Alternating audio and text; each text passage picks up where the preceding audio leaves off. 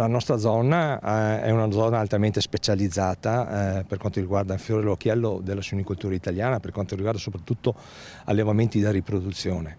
Sarebbe un disastro. Un disastro se la peste suina africana arrivasse anche in Veneto e nella Marca. Un vero e proprio flagello che dal 2022 sta dilagando dalla Liguria e che oggi vede una zona rossa dalla Spezia a Parma, prosegue per Cremona, Milano, Busto Arsizio, Vercelli, Alessandria e Alba. Quindi anche Piemonte e Lombardia, con dati su abbattimenti davvero impressionanti. Le carcasse di suini morti a causa della peste suina rinvenute dal 2022 ad oggi sono oltre 2600 e i focolai individuati 49, mentre appena 5 giorni fa erano 45 e in luglio erano la metà.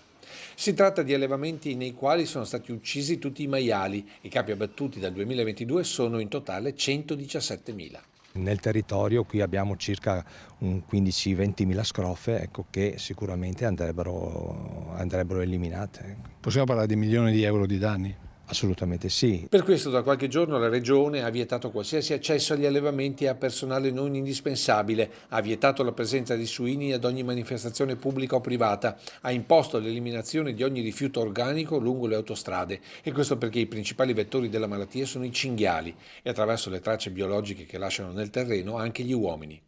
E su questo versante la Regione si prepara ad un'intensa campagna di abbattimento dei maiali selvatici con serate informative come questa prevista per ottobre.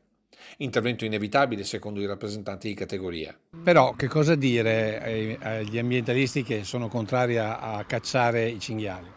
Beh, insomma, nel rispetto delle loro posizioni, noi assolutamente non vogliamo lo sterminio, ma vogliamo semplicemente un contenimento dentro dei volumi accettabili. Perché va detto che i cinghiali, oltre ad essere vettori della peste, stanno devastando le colture agricole e mettono in pericolo la stabilità idrogeologica della montagna, come sta accadendo a Pederobba e sul Monfenera, dove, è bene ricordare, i cacciatori possono sparare solamente su altane autorizzate e geolocalizzate. Però i cinghiali non è che vanno dove vogliamo noi, i cinghiali vanno dove loro ritengono meglio, soprattutto adesso dove c'è la coltivazione del mais in atto, no? Quindi ci sono dei punti che non sono autorizzati, dove noi, in base alla richiesta dell'agricoltore, chiediamo l'autorizzazione. Questa autorizzazione adesso, ad esempio, abbiamo fatto una richiesta per un punto sparo provvisorio in campagna e sono 10 giorni che la stiamo aspettando, però nel frattempo i cinghiali mangiano.